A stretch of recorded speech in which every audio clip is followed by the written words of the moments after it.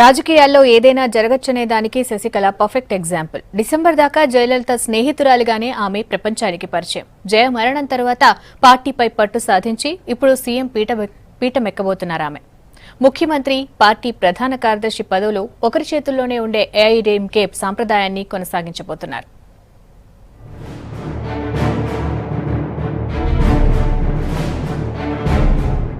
అనేక సవాళ్లు ముందున్న వేళ తమిళనాడు సీఎంగా పగ్గాలు చేపట్టబోతున్నారు శశికళ. ఆమె సీఎం అయిన తర్వాత పరిణామాలు ఎలా ఉంటాయోనని ఇప్పుడిప్పుడే అంచనా ఏర్పడుతోంది. సీఎం అయినంత తేలిగ్గా ఆమె పాలన సాగించగలరా, పార్టీని తన కమాండ్లో పెట్టుకోగలరా అని అనుమానాలు వస్తున్నాయి.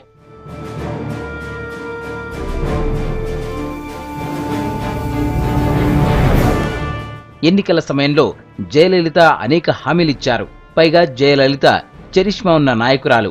ఆమెకు చచ్చిపోవడానికి సైతం సిద్ధపడే అభిమానులున్నారు. ప్రజల అభిప్రాయాలు, సెంటిమెంట్లు గుర్తించి వారి ఆకాంక్షలకు తన మార్క్ చాణక్యత జోడించి రాజకీయాలు నడిపేవారు జయలలిత.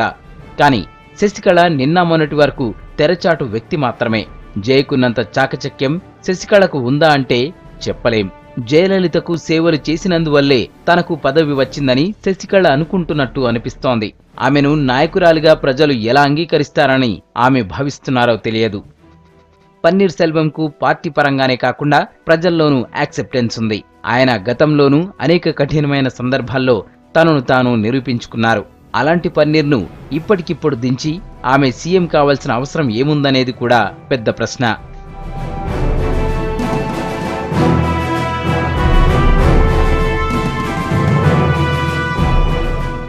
తనను అత్యవసరంగా పదవి నుంచి దించిన శశికళకు ఇప్పుడు పన్నీర్ సహకరిస్తారా లేదా అన్నది మరో ప్రశ్న. పన్నీర్ను శశికళ తన కేబినెట్లోకి తీసుకుంటారా?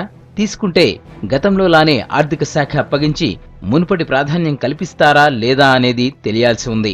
పన్నీర్కు డీఎంకే మద్దతు కూడా ఉందని నిన్న మొన్నటిదాకా వార్తలొచ్చాయి. శశికళ నియామకం సరికాదని ప్రతిపక్ష నేత స్టాలిన్ బహిరంగంగానే ప్రకటించారు. ప్రస్తుతం ఏఐఏడీఎంకేకు ఉన్న ఎమ్మెల్యేల సంఖ్య 135. ప్రతిపక్ష డీఎంకేకు 89 సీట్లున్నాయి. మరి అన్నా డీఎంకే ఎమ్మెల్యేలు ఎవరైనా డీఎంకేలోకి జంప్ చేస్తే పరిస్థితి ఏంటి? తలపండిన రాజకీయవేత్త కరుణానిధితో శశికళ తూగగలరా? కరుణ రాజకీయ వ్యూహాలను తట్టుకోగలరా?